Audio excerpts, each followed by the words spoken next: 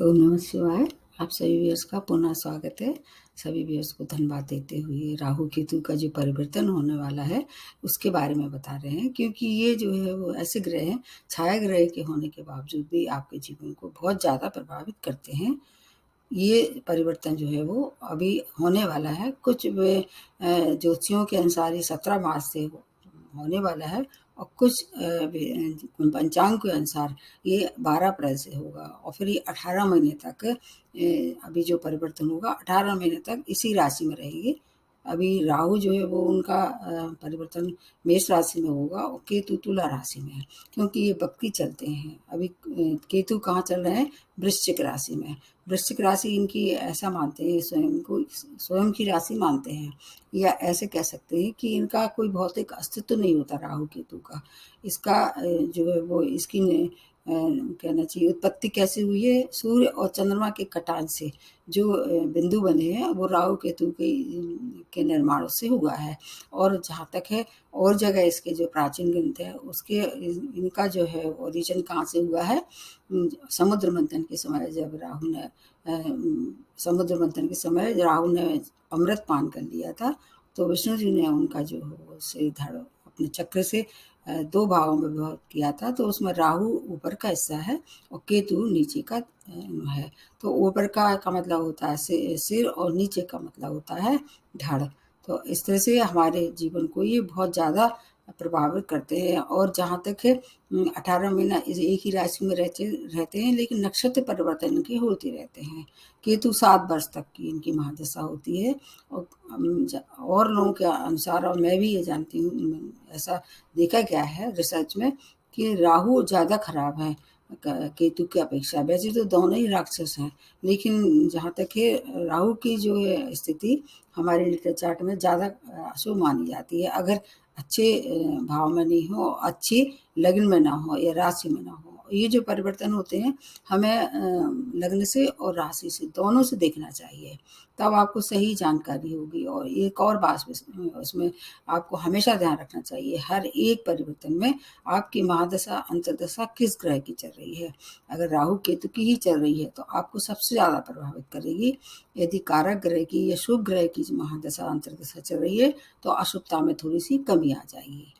राहु केतु क्या है? ये भौतिक अस्तित्व न होने के बावजूद भी हमारे जीवन की बहुत सी समस्याओं को ये निर्मित करते हैं। जीवन में बहुत से ऐसे होते हैं, जैसे केतु के लिए कहा जाता है कि मंगल की तरह ये रहते हैं। इनका गुणधर्म जो होता है मंगल से मिलता जुलता होता है। मंगल कैसे हैं? उग्र ग्रह हैं, अग्नि तत्व के हैं स्वामी ये। और केतु अगर इनके मतलब केतु की तरह अगर देखा जाए, इनको मिला के देखा जाए, तो केतु वैसे तो ये बहुत आध्यात्मिक और धार्मिक ऐसे कह सकते प्रवृत्ति के हैं, लेकिन मंगल से अगर इनकी युति बन जाती है तो फिर अचानक फल देते हैं, तेजी से देते हैं। केतु के लिए और चीज़ें हैं, जैसे केतु वैसे तो ज़्यादा किसी को परेशान नहीं करते हैं, लेकिन जब भी आपके नेटल चार्ट में ऐसे घर में आ जाते हैं जो इनके लिए कारक माने जाते हैं, जैसे कि तीसरे घर में और 6 भाव में, 10th में, 11th भाव में आ जाए, अनुसंधान की अगर आप क्षेत्र में काम कर रहे हैं ऊंचाइयों तक, क्योंकि इनका एक संकेत झंडा भी है, ऊंचाइयों तक पहुंचाने वाले हैं। अगर ऐसे क्षेत्र जो कि सीक्रेट हैं, जैसे कि आपके CID है या और इस तरह से और जो क्षेत्र हैं उसमें अगर आप काम कर रहे हैं तो आपको वहाँ बहुत अच्छी सफलता दिलाते हैं, व्यक्ति को साहसी बनाते हैं, पराक्रमी बना देते हैं। और अध्यात्म में एक केवल एक केतु ही ऐसे ग्रह हैं जो कि हमें मोक्ष तक पहुँचा सकते हैं। अगर आपकी रुचि अध्यात्म में है या आपका नेटल चार्ट इस तरह से बना, ऊपर वाले ने प्रारब्ध के साथ लिख दिया है कि आपको अध्यात्म में रुचि है और आपको मुक्ति के लिए आप इच्छुक हैं, तो इन सब चीज़ों के लिए भी केवल केतु ही ऐसे हैं कि आपको उसमें सहायता दे सकते हैं। और अगर केतु की महादशा अंतर्दशा चल रही है तो धार्मिक स्थानों की यात्रा कराएंगे और धर्म से जुड़ के काम करने के लिए उत्साहित करते हैं। राहु इसके विपरीत देखे जाते हैं। राहु के फल अगर खराब है तो फिर केतु के फल थोड़े से ऐसा कह सकते हैं, राहु बहुत खराब है, केतु उसको संभाल लेता है। केतु कभी ऐसे लोगों की उत्पत्ति जरूर देता है जो रहस्यमयी होती हैं, उनका आराम से डायग्नोसिस नहीं होता। और ऐसा भी कहा जाता है केतु एक प्यास है, जिस घर में ये बैठते हैं उस घर की प्यास बुझा देते हैं और आदमी हमेशा असंतुष्ट रहता है, अतृप्त रहता है। अगर आपके नेटा चार्ट में ये शुभ स्थिति में है तो आपको ऊंचाइयों तक पहुंचाएंगे। अगर ये अशुभ भाव में है तो आपको जीवन भर क्या है, उस भाव से संबंधित जो भी आपके कारक हैं उनको अतृप्त रखने वाले हैं। चूंकि ये मस्तिष्क विहीन है, धड़ का इनका कोई नीचे का धड़ है और मस्तिष्क विहीन है, इसलिए इनकी दृष्टि तो नहीं होती, लेकिन हाँ जिस राशि में ये बैठते हैं उस तरह के ये फल दे सकते हैं। इनमें इतनी क्षमता होती है, जिस नक्षत्र में बैठते हैं उसको उस तरह के भी ये फल देते हैं। 18 महीने तक आपको किस तरह से आपको फायदा पहुंचाएंगे, ये अलग अलग राशियों पे, आपकी नेटल चार्ट पे और आपकी दशा मान दशा पे भी निर्भर करता है। अभी विशाखा नक्षत्र जो कि बृहस्पति का नक्षत्र में ये प्रवेश कर चुके हैं और फिर ये अभी सितंबर तक इसी नक्षत्र में रहेंगे। उसके बाद फिर ये अपना नक्षत्र बदल के अगले नक्षत्र में आ जाएंगे, जो कि किसका, स्वाति नक्षत्र, राहु का नक्षत्र है। उसके बाद सबसे लास्ट में ये रहेंगे चित्रा नक्षत्र, जो कि मंगल का नक्षत्र है। उसका मैं आपको अलग से वीडियो बनाऊंगी, इसमें ज़्यादा मैं इसको नहीं बता पाऊंगी। लेकिन हाँ, ये बात सच है कि ये नक्षत्रों के प्रभाव में आके कुछ कुछ चीज़ों के लिए अनियमितता देंगे। जैसे ये मंगल के नक्षत्र में आ जाएंगे तो आप लड़ाई झगड़ा ज़्यादा होगी, और इसके अलावा अगर ये राहु के नक्षत्र के अतिरिक्त मंगल के नक्षत्र में आएंगे तो भी थोड़ा सा ज़्यादा परेशान करेंगे। लेकिन इस समय जब ये गुरु के नक्षत्र में है तो लिबरेशन दे सकते हैं, मतलब बैलेंस ऑफ लाइफ, क्योंकि तुला राशि किसकी, बैलेंस की राशि है। आपके जीवन को बैलेंस करने वाले हैं। कहीं कोई कमी रह गई है तो उसमें ये आपको सुबुद्धि देके उस अपनी लाइफ को आगे बढ़ने से के लिए वो अग्रसर करेंगे। इनका जीवन जो है वो ऐसा कहा जाता है कि पिछले जन्मों से भी देखते हैं, मतलब कोई भी ऐसा कार्य आपने जो पिछले जन्म में किया है अधूरा रह गया है, इस जन्म में पूर्ण करने के लिए केतु आपकी सहायता करेंगे।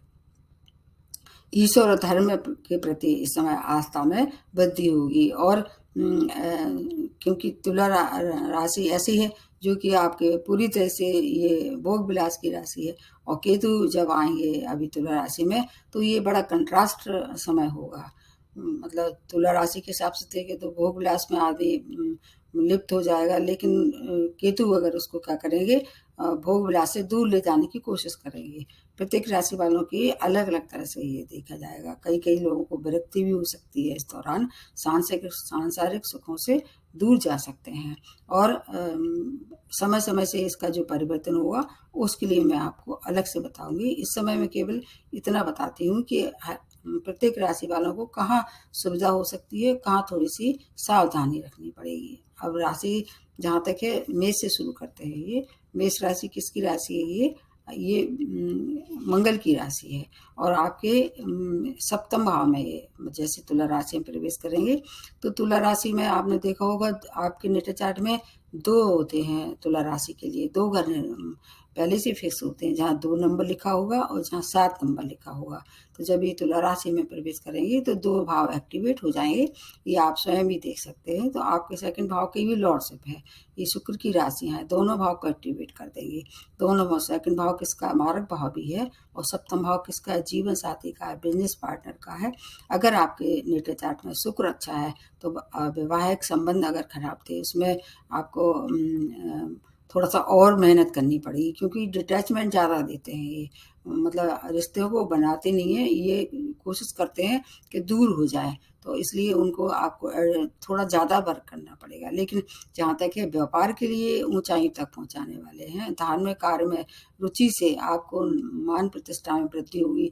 आपकी प्रसिद्धि के साथ साथ आपका नाम होगा, धन लाभ होगा, और अति भोग से आपको थोड़ी सी बचना चाहिए। एक्स्ट्रा मैरिटल अफेयर से भी आपको बचना चाहिए। कोर्ट केस में अगर हैं आप, अगर आपने पहले से चल रहा है तो हो सकता है कि सेपरेशन की नौबत आ जाए, अगर वो भी स्पाउस से। अगर आपको ऐसा लग रहा है कि आपका रिश्ता नहीं बन रहा है, आप इच्छुक थे उसको छुटकारा पाने के लिए, तो ये छुटकारा भी दिलाने के लिए इतना इनमें पावर होगा कि आपको छुटकारा भी दिला सकते हैं। और आपको एक बात का और ध्यान रखना पड़ेगा कि ये दोनों भाव, वैसे तो सप्तम और सेकंड भाव दोनों ही देखा नेटा चार्ट के हिसाब से देखा जाए तो एक केंद्र भाव, एक मारक भाव है। धन के लाभ साहब के अतिरिक्त आपको भोग में भी ज़्यादा लिप्त कर सकते हैं। अति भोग से बचना होगा। नहीं तो आपको जेनिटल ऑर्गन इस तरह से कोई परेशानी हो सकती है। मेष राशि वालों के लिए ये जो परिवर्तन है ये बहुत ज़्यादा सुखद नहीं रहने वाला है। अगर आपके महादशा अंतदशा कारक ग्रह की चल रही, शुभ ग्रह की चल रही है, शुक्र की चल रही है, तब आपको फिर थोड़ी सी परेशानियों का कम सामना करना पड़ेगा। अब दूसरी जो राशि बनती है जो वृषभ राशि है, आपके 6 भाव में ये गोचर करेंगे और एक और भाव को ये एक्टिवेट करेंगे जो कि आपके लग्न भाव है।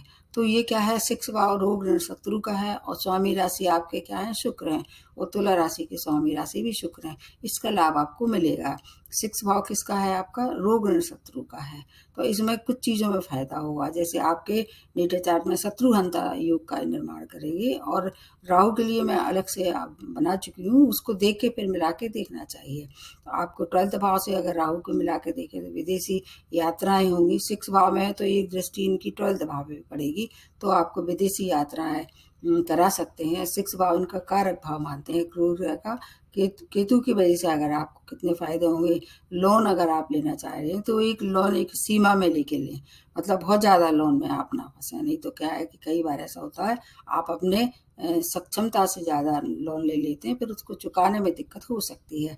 जहाँ तक है कंपटीशन वगैरह में अगर आप फेस कर रहे थे, वो आप में उसकी सफलता आपको तय है। परिवार में वृद्धि होगी, कार्य क्षेत्र में उन्नति होगी। आपको कोई भी गैर कानूनी कार्य नहीं करना है, क्योंकि क्या है, राहु 12th भाव में है। तो अगर कोई गैर कानूनी कार्य आप करेंगे तो उसमें आप फंस सकते हैं। आप ज़्यादा से ज़्यादा सात्विक रहने की कोशिश करें और अध्यात्म में आपकी रुचि बढ़ेगी और आपकी जो इंट्यूशन पावर है उसमें वृद्धि होगी। आपके लिए ये समय अच्छा है। अगर रोग से वैसे तो छुटकारा होगा, लेकिन अगर कोई ऐसा सर्जरी वगैरह ड्यू थी तो इस समय ये 18 महीने जो हैं वो आपके लिए वो हो सकता है कि उन दोनों आपको सर्जरी करवानी पड़े, क्योंकि ऐसे देखा जाता है कि केतु जो है वो चीड़ फाड़ के लिए भी देखे जाते हैं। सर्जरी भी हो सकती है अगर पहले से ड्यू हो तो। एक्स्ट्रा मैरिटल अफेयर से आपको भी बचना है, क्योंकि ये जो शुक्र की राशि है, शुक्र प्रधान जो लोग होते हैं ये बहुत भोग विलास में विश्वास रखते हैं। बाकी आपके लिए व्यय की भी अधिकता इस समय दिखाई दे रही है। आपके अपने स्वयं के खर्चे जो है इतने बढ़ जाएंगे कि आपको उससे थोड़ी सी कंट्रोल करना पड़ेगा। और इसके अतिरिक्त कुछ मेडिकल एक्सपेंस भी आप ये बढ़ा सकते हैं। बाकी कार्य क्षेत्र में आपकी तरक्की होना निश्चित है और शत्रु भी आपका कुछ नहीं बिगाड़ पाएंगे। आपके लिए समय और जो अभी तक आप पे चल रहे थे राहु, अब क्या है, राहु आपकी राशि से हट गए हैं, उसका प्रभाव आपको दूसरे वीडियो में देखना पड़ेगा। तीसरी जो राशि बनती है वो मिथुन राशि, इसके स्वामी राशि बुध है और आपके 5th भाव में ये आके गोचर करेंगे और 12th भाव को भी एक्टिवेट कर देंगे। 5th भाव किसका है, आपके शिक्षा का है, संतान का है, प्रेम प्रसंग का है। तो संतान की ओर से कोई अच्छी सूचनाएं प्राप्त होंगी, क्योंकि बुध की और शुक्र की राशियां को राहु केतु ज़्यादा परेशान नहीं करते हैं। अगर आप प्रेम प्रसंग में हैं तो विवाह में परिणत हो सकते हैं, और अगर आप गर्भवती महिला है तो वहाँ थोड़ी सी सावधानी रखनी पड़ेगी, क्योंकि फायर एलिमेंट की मात्रा वहाँ पर बढ़ जाएगी। जहाँ तक है इसमें स्टूडेंट के लिए, हायर एजुकेशन के लिए देश विदेश की अगर आपने पहले से प्लानिंग की तो अब आप जा सकते हैं। इसके और अगर आप अविवाहित थे और अंतर्जातीय विवाह करना चाह रहे थे तब भी ये समय उसके लिए आपके लिए अनुकूल है। कार्य क्षेत्र में आपको स्थान परिवर्तन की संभावना दिखा रहे हैं और शेयर मार्केट से आपको लाभ हो सकता है। अगर हो सके तो वहाँ पर जो भी निर्णय लें थोड़ा सा जरूर विचार कर लें, क्योंकि राहु की भी स्थिति देखनी चाहिए। राहु हमेशा भ्रमित करते हैं, इसलिए जहाँ केतु होंगे उसके ठीक बनेटी पे राहु होंगे, इसलिए आपको वो भाव भी देखना चाहिए। फिर आपको पैसा फंसाना चाहिए, जहाँ तक केतु है वो आपके लिए अच्छा है। उसके बाद आ जाते हैं कर्क राशि। आपके स्वामी राशि चंद्रमा है और 4थे भाव में गोचर कर रहे हैं, 11th भाव को भी एक्टिवेट कर देंगे। आपके लिए क्या क्या फायदे कराएंगे। 4था भाव वैसे तो इनका कारक नहीं है, लेकिन चूंकि केंद्र में है इसलिए इसकी जो थोड़ी अशुभता में कमी होगी। शुक्र अच्छे हैं, जैसे कर्क राशि वालों के लिए शुक्र कारक माने जाते हैं। अगर शुक्र की महादशा अंतर्दशा भी चल रही है, भूमि वाहन का लाभ हो सकता है, माता का भी सुख प्राप्त होगा, चल अचल संपत्ति का लाभ हो सकता है। सभी प्रकार के सुखों में ये वृद्धि देने वाले हैं। आय के नए नए स्रोत बनेंगे और इसके अलावा आपकी माता की हेल्थ अगर कहीं से थोड़ी सी खराब चल रही थी तो उसमें केयरलेसली उसको डील ना करें, उस पर मतलब केयर करें और उनका इलाज कराएं। बाकी आपके कार्य क्षेत्र में सप्तम दृष्टि नई ऊंचाइयों तक पहुंचाने वाले हैं। शुक्र की अंतर्दशा या महादशा चल रही है, तब तो आपको पौ बारह है आपकी। यदि आप अभिनय के क्षेत्र से जुड़ी हुई है, कला के क्षेत्र से जुड़े हुए हैं, आपको श्रेष्ठतम फल देने वाले हैं। धन का भी लाभ होगा। इसके अतिरिक्त चौथे भाव से क्या है, आपकी सुख समृद्धि देखते हैं। अगर आप बड़ा वाहन या बड़ा घर खरीदना चाह रहे थे तो शुक्र आपको सपोर्ट करेगा। अगर नेटर चार्ट में ये सब आपके लिए बहुत अच्छी सूचनाएं हैं, उनका लाभ आप ले सकते हैं। नया व्यापार शुरू कर सकते हैं, कोई नया कार्य शुरू कर सकते हैं। 11वें भाव को एक्टिवेट करने से आपको इसका पूरा फायदा मिलने वाला है। आपकी थोड़ी सी हेल्थ आपको भी थोड़ा केयर करनी चाहिए, क्योंकि कर्क राशि क्या होती है, नाजुक होती है ये राशि। छोटे से ही अगर इन्फेक्शन होते हैं तो इसमें जल्दी इनको पकड़ लेते हैं। इसका वीडियो मैंने आप लोगों को हेल्थ वाला ही जो वीडियो डाला मेडिकल एस्ट्रोलॉजी, उसको देखना चाहिए। अलग अलग मैंने लग्नों के हिसाब से बताया है। उसके बाद जो अगली राशि जो बनती है वो है सिंह राशि। सिंह राशि सूर्य की राशि है, और सूर्य को जो राक्षस श्रेणी वाले जो होते हैं या क्रूर ग्रह होते हैं वो पसंद ज़्यादा नहीं करते हैं। थर्ड भाव उनका गोचर, थर्ड भाव में गोचर, ये भाव अच्छा है। ये 10वें भाव की भी लॉर्डशिप है, तो ये दोनों ही भाव अच्छे हैं। छोटे भाई बहनों का सहयोग प्राप्त होगा। अगर शुक्र अच्छे हैं तो कार्य क्षेत्र में मन चाहा पद प्रतिष्ठा की प्राप्ति होगी। अगर आप ट्रांसफर चाह रहे थे तो आपकी मन चाही जगह ट्रांसफर हो सकता है। व्यापार में उन्नति होगी। कोई भी कार्य अधूरा ना छोड़ें। आपको एक बात का ये हिदायत दी जाती है, परंपरा से हटकर कोई कार्य करेंगे इस समय, ऐसा आभास आ रहा है। धार्मिक यात्राएं होगी। एक्सपोर्ट इंपोर्ट का कार्य अगर आप कर रहे थे उसमें नए संपर्क बनेंगे। उससे क्या होगा, आपका वित्त जगत में नाम होगा। आप मतलब आर्थिक स्थिति आपकी बहुत सुदृढ़ होने वाली है। आप स्पष्ट वक्ता इस समय दिखाई देगी, मतलब हर बात को बहुत सही और सटीक तरह से लोगों को कहेंगे। ये आपके लिए थोड़ा सा हानिकारक हो सकता है। आपको अपने माता पिता की हेल्थ उनकी केयर करनी चाहिए और उनसे मतभेद ना करें, उनका आदर करें, उनका सम्मान करें। ये तो आपके लिए फिर जो परिस्थितियां अगर प्रतिकूल भी हैं तो भी आपके अनुकूल बदल सकती हैं। अगर माता पिता आपको आशीर्वाद दें तो हर एक कार्य आपके संपन्न होने वाले हैं। जहाँ तक है 10वें भाव में जो के लॉर्ड हैं तो कार्य क्षेत्र में नई ऊंचाई तक पहुंचाएंगे। जॉबलेस थी तो जॉब की भी प्राप्ति हो सकती है। और अगर शुक्र की अंतर्दशा महादशा चल रही है, वैसे तो शुक्र आपके लिए कारक नहीं होते सिंह राशि वालों के लिए, लेकिन अगर आप सिंह लगने के हैं तब आपको ज़्यादा फायदा होगा इसका। सिंह लगने वालों के लिए हर तरह से ये फायदा पहुंचाने वाले हैं। उसके बाद आ जाते हैं कन्या। कन्या राशि और कन्या लग्न दोनों हिसाब से देखना चाहिए। सेकंड भाव में ये गोचर करेंगे और आपके 9वें भाव की लॉर्डशिप है जो कि भाग्य भाव है। एक आपका किसका है, वाणी का है। धन कुटुंब वाणी के साथ साथ आपके ये दो भाव जो हैं वो आपके लिए क्या है, सेकंड भाव अगर कालपुरुष की कुंडली से देखें तो ये इनका ही भाव है। और इसके अलावा 9वां भाव किसका है, गुरु का भाव है। विशाखा नक्षत्र में ही चल रहे हैं जो कि कालपुरुष की कुंडली से अगर देखा जाए तो 9वां भाव गुरु का ही होता है। आपके लिए ये बहुत अच्छी सूचना लेके आए हैं। धन कुटुंब वाणी के लिए अगर देखें धन का लाभ होगा। वाणी में थोड़ा सा जरूर आपको रूखापन देते हैं ये, उसमें थोड़ा सा आपको अपने आप को सावधानी रखनी पड़ेगी बोलते समय। कार्य में व्यवसाय में स्थिति बहुत अच्छी रहने वाली है।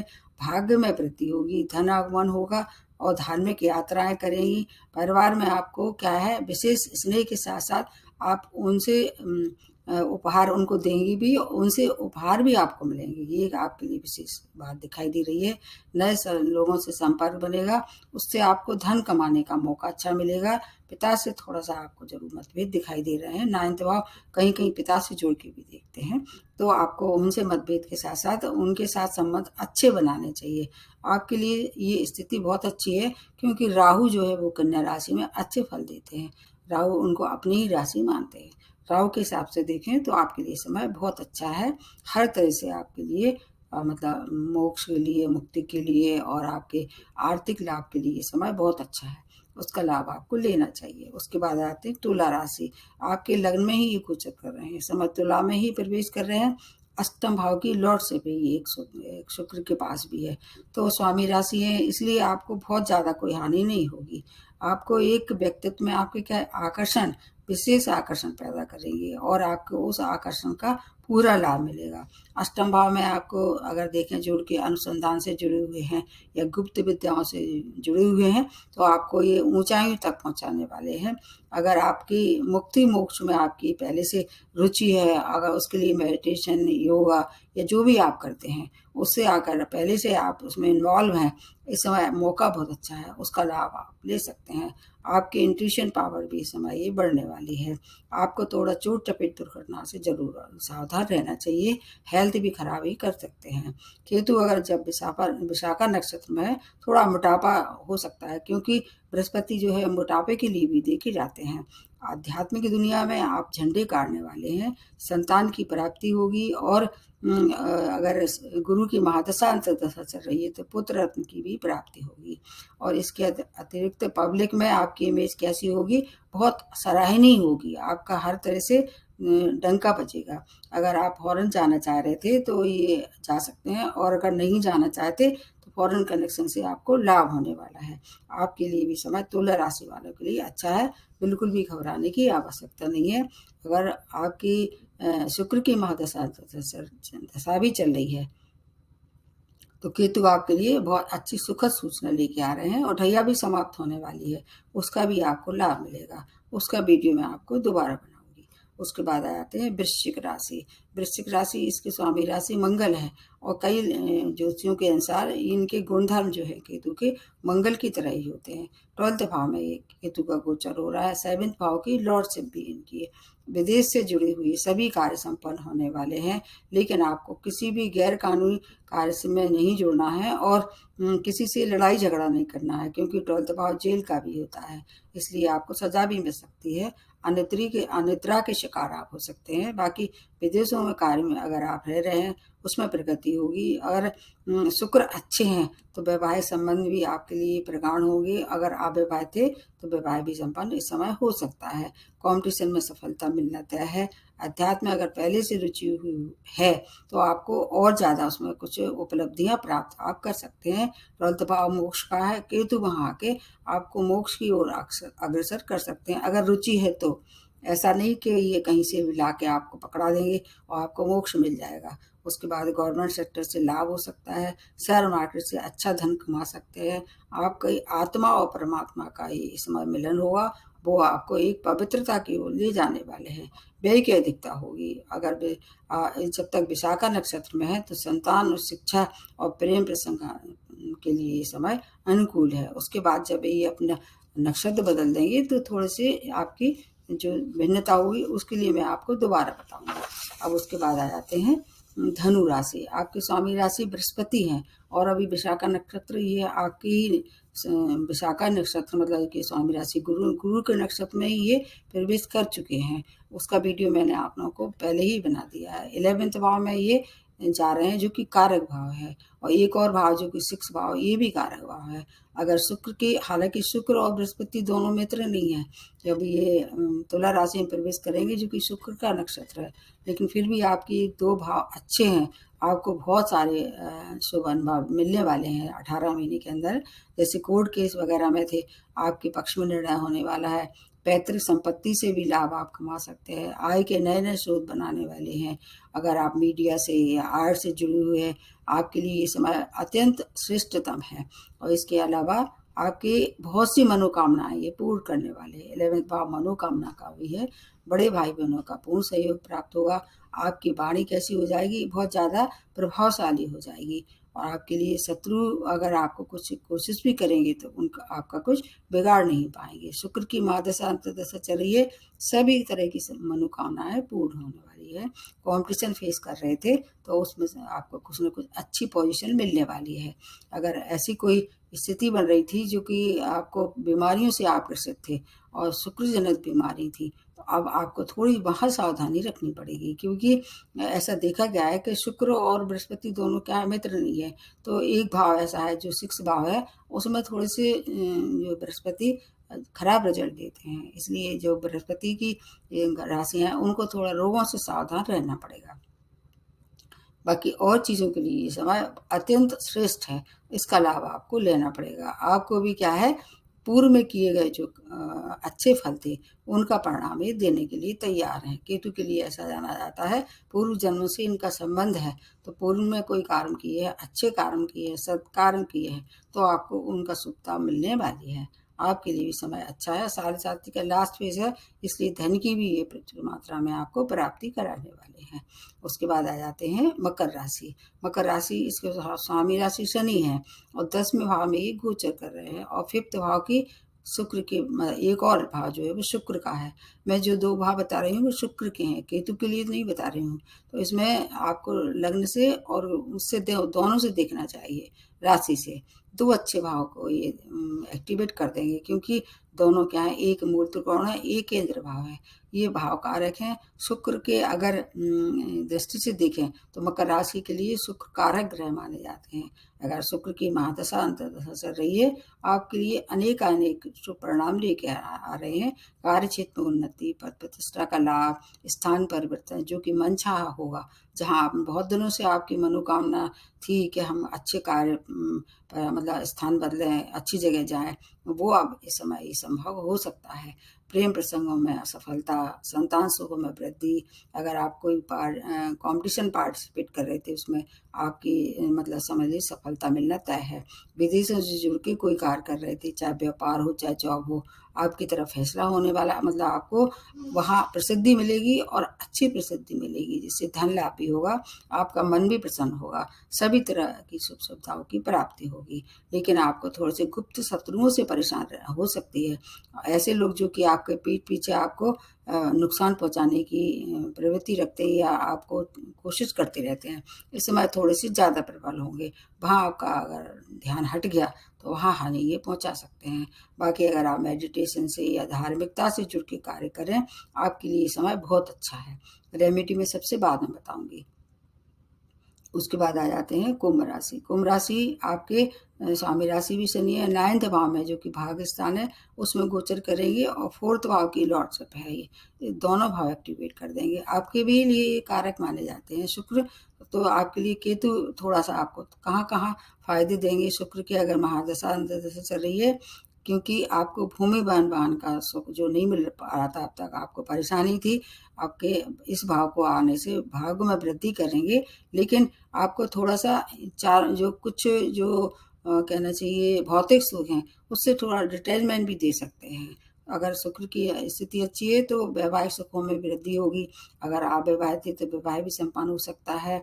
अगर आपकी स्वयं की हेल्थ खराब चल रही थी और निचले मतलब बॉडी के निचले पार्ट में कोई परेशानी थी, उसमें थोड़ी सी वृद्धि दिखाई दे रही है। ये कष्टप्रद आपको परेशानियां हो सकती हैं, उसका ध्यान आपको रखना चाहिए। लेकिन गुरु आपके लिए बहुत अच्छे रक्षक का काम करेंगे।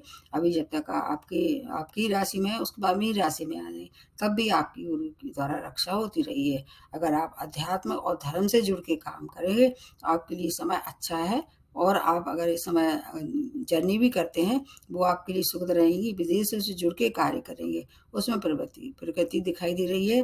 व्यापार में विस्तार होगा, कोई भी काम आपको भी अधूरा नहीं छोड़ना है, नहीं तो वो कार्य फिर अधूरी रह जाएंगे, क्योंकि केतु का काम है डिटैचमेंट देना, कार्य को ऐसा उकसाएंगे कि छोड़ो इसको, आपको पकड़ के रखना है। अगर अच्छा कार्य है तो, और बुरे कार्य को तो कोई भी नहीं कहेगा पकड़ने के लिए, इसलिए अच्छे कार्य को पकड़ के रखें, फिर आपके लिए स्थिति अच्छी रहेगी। 7.5 का ही प्रभाव आप पे चल रहा है, उसका भी आपको ध्यान रखना होगा।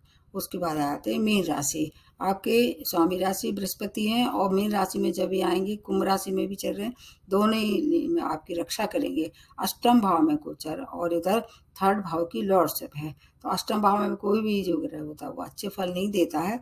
लेकिन अगर आप रिसर्च से जुड़े हुए हैं, अचानक अच्छे फल की प्राप्ति होगी। जब तक ये विशाखा नक्षत्र में है तब तक बहुत अच्छे फल मिलने वाले हैं।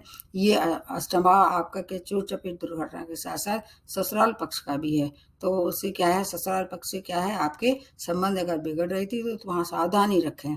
लेकिन अगर आप पहले से उनके संबंध में कोई भी अनबन नहीं चली आ रही तो उनसे आपको उपहार की भी प्राप्ति हो सकती है। आपको कोई सीक्रेट ऑफ अर्निंग आपकी बढ़ जाएगी, ये अच्छा है। कोई ऐसा गुप्त सोर्स ऑफ इनकम होगा जो आपके अभी तक नॉलेज में नहीं था, वो बढ़ सकता है। अष्टम से क्या है, अचानक धन की भी प्राप्ति होती है, तो इसलिए कोई ऐसा मतलब सोर्स था जो आपकी नज़र में नहीं आ रहा था। इस समय कुछ अचानक ऐसे आपको उपलब्धियां कराने वाले हैं जिससे धन की प्राप्ति होगी। विदेशों से अगर आप रह रहे हैं या विदेशी संपर्क हैं, आपके लिए प्रगति भरा समय है। अगर वहाँ रह के पीआर के लिए अप्लाई किया था, आपका सेटलमेंट नहीं हो पा रहा था, ये सेटलमेंट के कराने के लिए इनके पास काफ़ी कुछ क्षमता रहती है। आपके लिए समय बहुत अच्छा है। छोटे भाई बहनों का पूर्ण सहयोग प्राप्त होगा। शॉर्ट डिस्टेंस जर्नी भी कर सकते हैं। शत्रुओं की ओर से आपको थोड़ी सी परेशानी हो सकती है। बाकी आपको मैरिज लाइफ में एडजस्टमेंट बना के चलना चाहिए। आत्मा और परमात्मा का एक जुड़ के कोई निर्णय लेते हैं तो आपको कोई परेशानी नहीं होगी। और सूझबूझ, अपनी स्वयं की सूझबूझ पे आप विश्वास रखना चाहिए, क्योंकि मीन राशि वाले क्या होते हैं, थोड़े से क्या है, कंफ्यूज रहते हैं। ये अनिर्णय की स्थिति में ज़्यादा रहते हैं। वैसे ये दिल के बहुत अच्छे होते हैं, लेकिन ये मतलब द्वि स्वभाव वाली राशि है। तो जो भी निर्णय लेते हैं स्वयं की सूझबूझ पे और आत्मविश्वास से अपना काम करेंगे तो कोई भी परेशानी नहीं होगी। अब लास्ट में बताते हैं रेमेडी। केतु वैसे क्या है कि वैसे तो देखा जाए धार्मिक हैं, ये हम इनको धार्मिक की छायाग्रह मानते हैं। तो धर्म कर्म से जुड़ के कार्य करें, मेडिटेशन करें, योगा करें। और अगर जैसे साढ़े साथी या आप पे ढैया चल रहा है तो उसको आपको शनि की जो रेमेडी है वो करना चाहिए।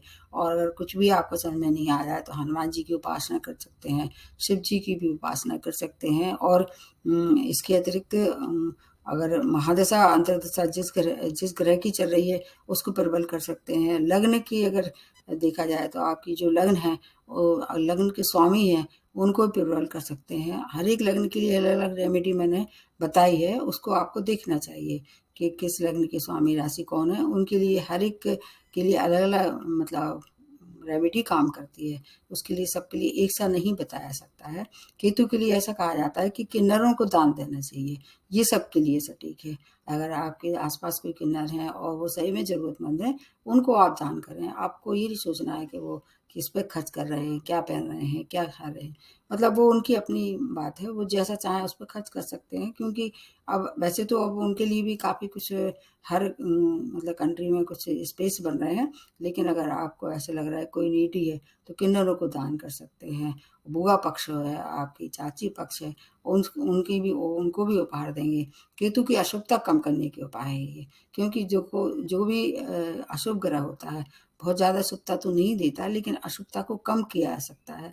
जैसे कि एक कहावत है कि अगर नीम को अगर गुड़ के साथ भी खाया जाए तो उसमें कटुता तो कम नहीं होगी, उसकी कड़वाहट खत्म तो नहीं होगी, लेकिन हाँ आपको खाते बन जाएगी। वो स्थिति है कि अगर खराब प्रभाव में रहें तो उसकी मतलब थोड़ी सी अशुभता में कमी कर सकते हैं, जो अपनी रेमेडी है उनके आधार पे। और फिर भी कोई अगर परेशानी है तो मैं समझती हूँ किसी को आपको दिखाना चाहिए, क्योंकि इनका जो स्टोन है वो लहसुनिया है। लहसुनिया को ऐसे नहीं पहनना चाहिए। वो राहु और केतु के दोनों की जो अगर देखा जाए स्टोन है वो इतने मतलब बिना किसी के परामर्श से नहीं पहनना चाहिए। और अगर महादशा अंतर्दशा केतु की चल रही है और राहु की चल रही है तो ज़्यादा प्रभावी होगी। देख लीजिए, और आपको फिर कोई परेशानी है तो आप मेरे को भी मेल कर सकते हैं। तो आज के लिए इतना ही। नमस्ते और धन्यवाद।